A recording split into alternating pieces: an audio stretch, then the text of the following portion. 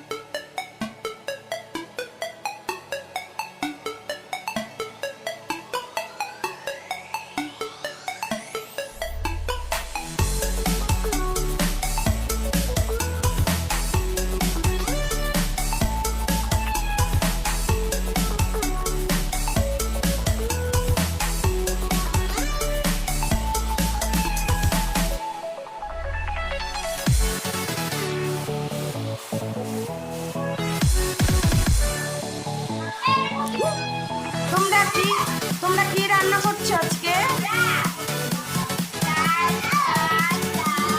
ভালো করে বলো, আমি শুনতে পাচ্ছি না।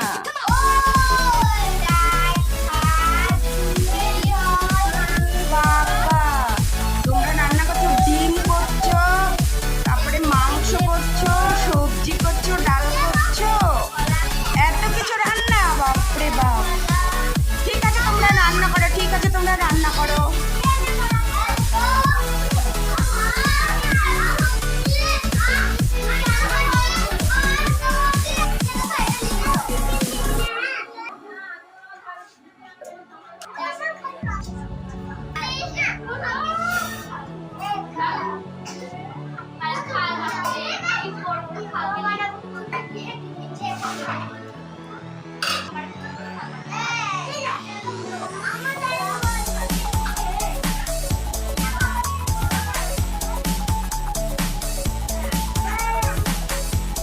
এই যে হলুদ যে কতগুলো আছে ওগুলো তো করে দে, হয়ে গেছে।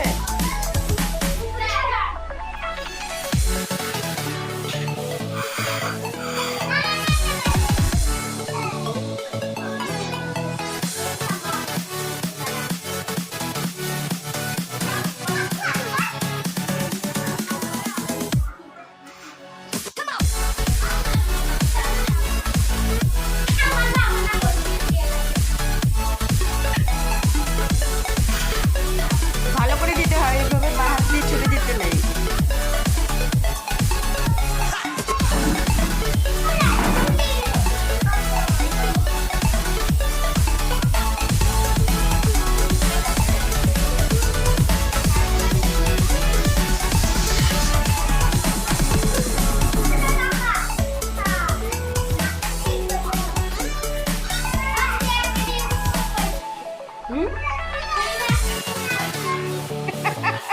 মাংস,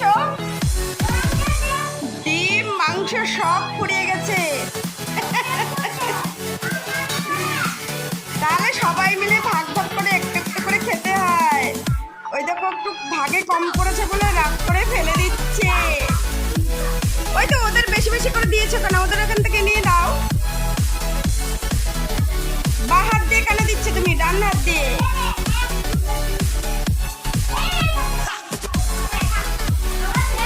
এই তো একজনকে দিয়েছো অনেক বেশি বেশি, আরেকজনের পাচ্ছে না, এরকম করে তো দিলে হবে না।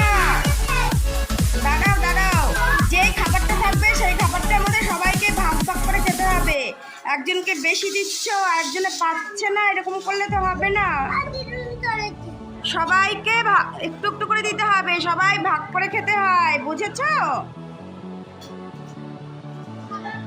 যেটুকু খাবারই আমাদের থাকবে সেইটুকু খাবার আমরা সবাই মিলে ভাগ ভাগ করে খাবো। এইভাবে একজন বেশি খাচ্ছে একজন পাচ্ছে না, এরকম করলে হবে না কিন্তু, বলে